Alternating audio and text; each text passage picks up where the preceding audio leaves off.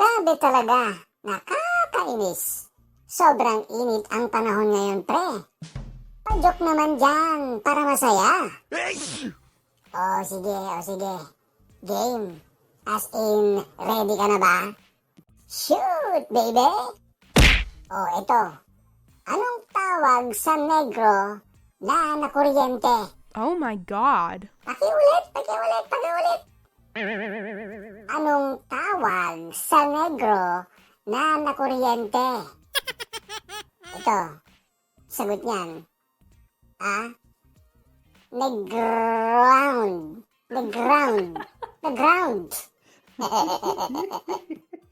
Ang galing mo Neground. Meron pang sagot dyan. Electric shock. Electric shock. Si Shaquille O'Neal na kuryente. Electric shock. Meron pang malupit na sagot dyan sa tanong na yan, pre. Megawatt. Yun.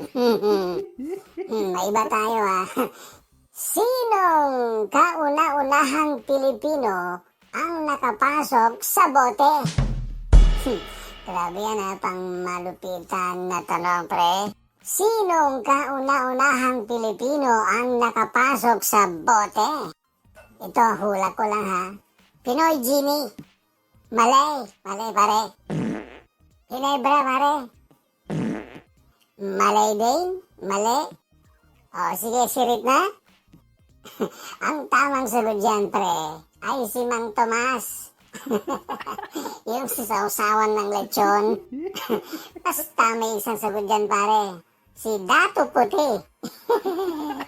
Basta may yan, si Dato Puti. Oo, ito naman. Sinong artistang Pinoy ang unang nakapasok sa bote na parang genie? Ay, alam ko yan, pare, alam ko yan. Si Ginis de Belen. Parang genie ka mo nakapasok sa bote. Si Ginis de Belen. Oo nga, no? Genie, Ginis de Belen. Hindi ba si Genie Santos? Yung kasama nila sa Itbulaga noon, nasa Canada na. Si Genie Santos. Pwede, grabe. Akala ko si Geneva Cruz. Geneva Cruz. Actually, pare, maraming mga nakapasok diyan sa bote. Pero si Lapu-Lapu, yung pinakasikat na Pilipino, ang nakasama sa Battle of Mactan. Si Lapu-Lapu. Pero yung may ibang sagot, pre, meron din Oo, sabi yung iba, hindi ba si Mama Sita? O kaya si Kiko man? O, di ba? Ito pare, pang malupitan na tanong din ito. Anong ketchup ang mahilig sa octagon? Octagon, pre? Oo. Anong ketchup ang mahilig sa octagon? Alam ko yan, pare. UFC ketchup. Dadali mo, pre, Ang ketchup na mahilig ng octagon, UFC ketchup. Correct ka dyan. Ito.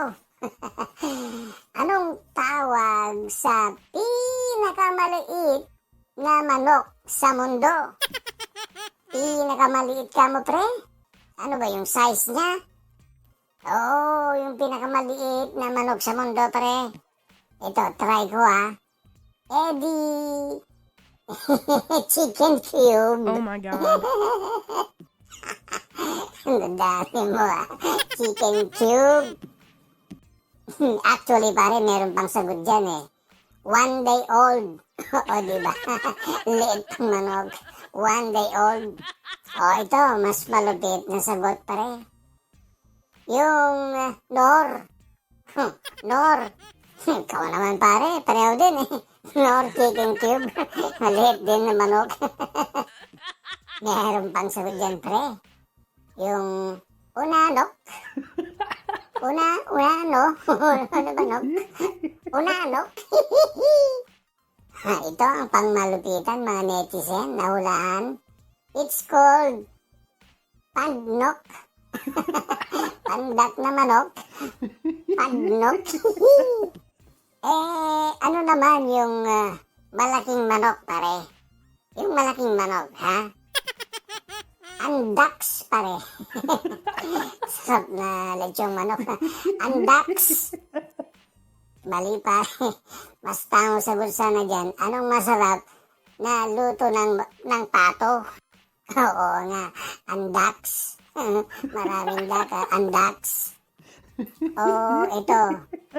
Ano ang tawag mo pag na-cremate na ang manok?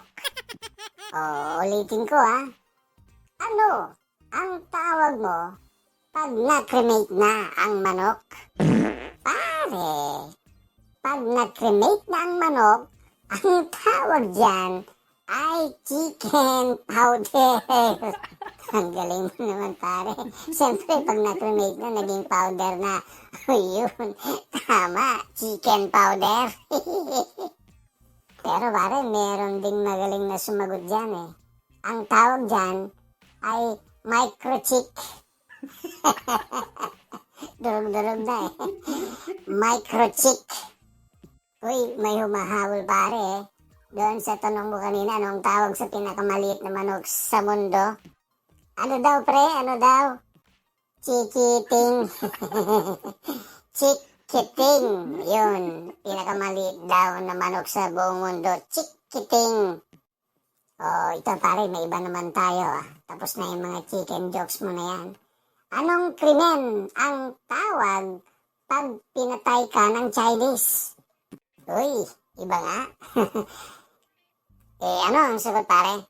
Hindi murder, hindi parricide. Merong malupit na sagot dyan, pare.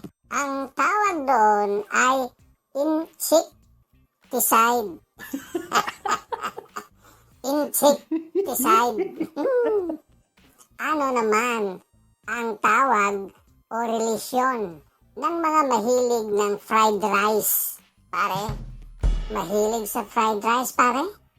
Relisyon ka mo? Oo, pare. Oo, pare. Simple, ano? Anong relisyon ng mga mahilig sa fried rice? Ito ang sagot, pare, dyan. Saksi ni Java. Saksi ni Java.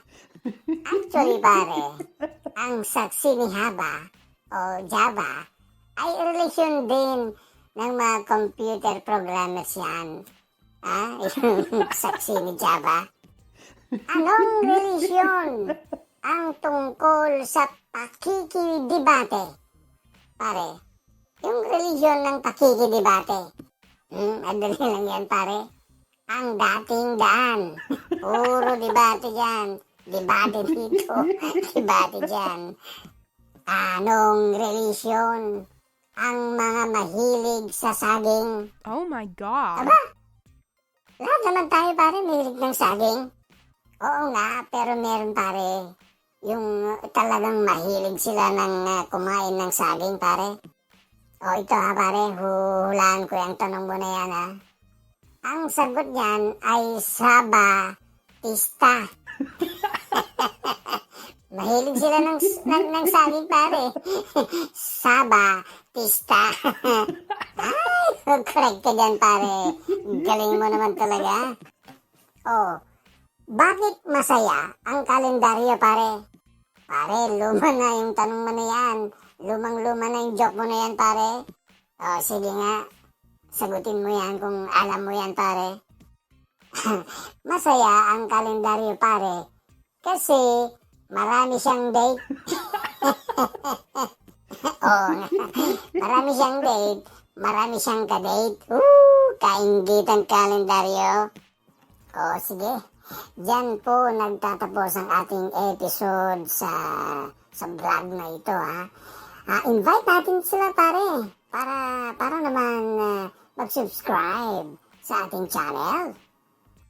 Oo pare. Kami po ay naglalambing sa mga ating mga viewers na suportahan ang ating channel na ito. Paki-subscribe, like, and share ang ating munting channel ito. Ang ating paglalambing sa ating mga manonood pare. O sige po ha, maraming salamat po. Keep smiling. Keep smiling. Keep shining. That's what friends are for.